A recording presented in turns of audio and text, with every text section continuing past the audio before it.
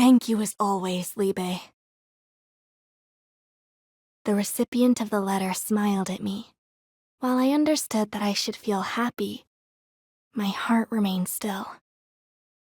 Of course, I'm just doing my job. I bowed, taking my leave and setting off to my next destination. While delivering mail, I encounter all kinds of emotions. People overjoyed by long-awaited messages, girls blushing over love notes, the elderly shedding tears over letters of farewell. But through it all, my face never reacts to any of those emotions. Thank you. Sorry. I love you. I understand the meanings of these words, but they stir up nothing within me. It all started that fateful day. Ever since then, it was as if time had stood still for me. During one of my routes, it started to rain. I hurriedly covered my mailbag with my jacket, but one letter got wet. I'm terribly sorry. Your letter. The elderly woman receiving it gazed sadly at the smudged ink. It was her monthly letter from her grandchild who lived far away. Oh, it's no problem at all. Accidents happen, don't they?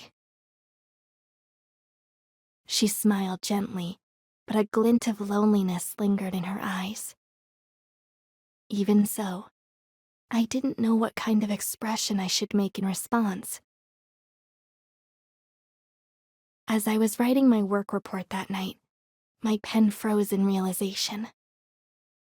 I let an important letter from her grandchild get wet. How could I have done that? I should have understood the importance of family better than anyone else. It was an ordinary day, just like any other. I still remember the smell of the stew I made together with Mom, the sounds from Dad rustling his newspaper. Then, the sudden, harsh knocks pounding on our door. This is the Inquisition! Open up! Mom had me hide in the closet. Don't come out, no matter what happens, she whispered in my ear. I can still recall the way her hands trembled. I'll never forget what I saw next as I peered through the crack in that closet. Our front door was broken down, and men in black robes stormed in. They dragged Mom and Dad away. My parents never called my name or glanced in my direction, even until the very end. I was terrified. I wanted to cry. I wanted to scream for them to stop. But I swallowed down every emotion until my throat felt like it would bleed. I locked them all up, deep inside my heart. The next morning, I saw them. My parents, hanging in the town square. 2 years have passed since then, and yet, I still feel like I'm hiding inside that closet. The town was abuzz as usual. As I passed through the square, I found myself stopping in my tracks. Out of the corner of my eye, I spotted the black robe of an inquisitor, with a face that looked familiar. A chill ran down my spine. I wanted to scream, but I couldn't muster up any sound. My heart was crying out, and yet my body remained still. Maybe he thought I was suspicious as I stood there petrified. Whatever the reason, the man turned and spoke to me. Are you a mail carrier? My heart nearly stopped as our eyes met. He didn't recognize me. Of course he wouldn't. My parents had risked everything to hide me. Yes, my name is Liebe. At my reply, the man smiled kindly. That's a fine job. Keep up the good work. That night, I had a dream. A vivid recollection of what I'd seen through the closet door. The men in black robes.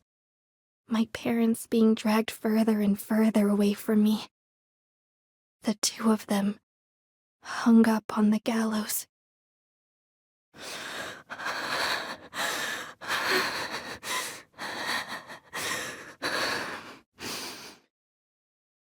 When I woke up, only shallow breaths escaped my throat. Though I felt overwhelmed with sadness, pain, and regret, I couldn't cry even a single tear. Miss, can you deliver this letter for me? A little girl ran up to me as I trudged through my deliveries. Dear Mommy in Heaven. I quickly scanned over those words on the envelope, written in a clumsy, childish scrawl. Then, I took the letter firmly in my hands. Understood. I'll make sure it reaches her. Do you write letters too, miss? No, I just deliver them. You know, when I write my letters, I feel like I'm talking to my mommy in heaven.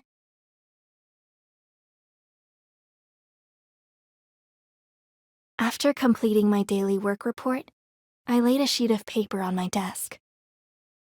Talking to my mommy in heaven. Remembering those words, I picked up my pen, and my hand began to move on its own. Dear Mom and Dad, it's been a while. How are you two doing? Today I met an interesting little girl. Since then, I made it a habit to write letters to my parents every night.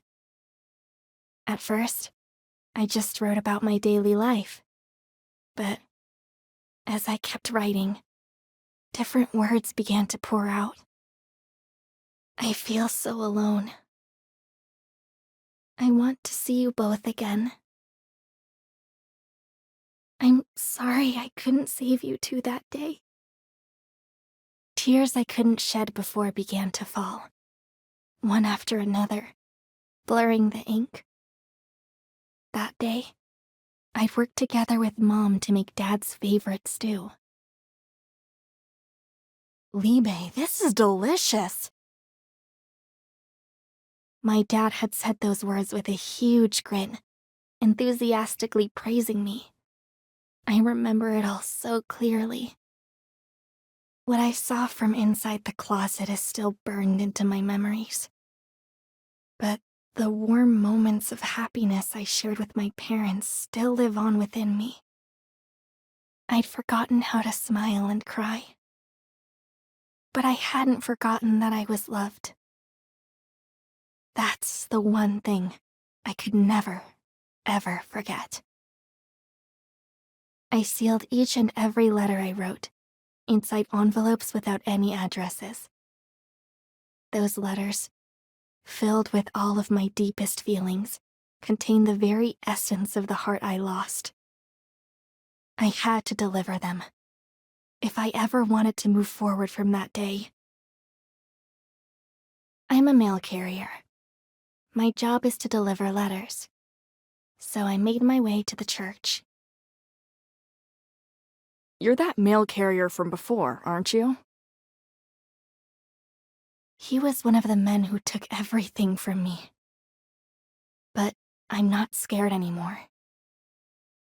I've come to deliver some letters.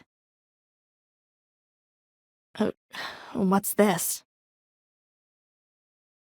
For the first time, I looked directly at his face, only to realize how ordinary it was. He wasn't a terrifying demon or a cruel monster. just an ordinary man.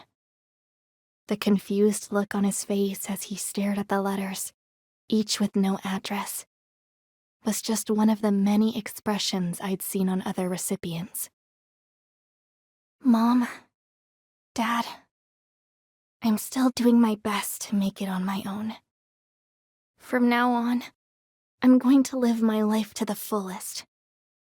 For the both of you. I'm sure the man won't understand the meaning of the letters, and that's fine. I no longer felt the need for revenge or forgiveness.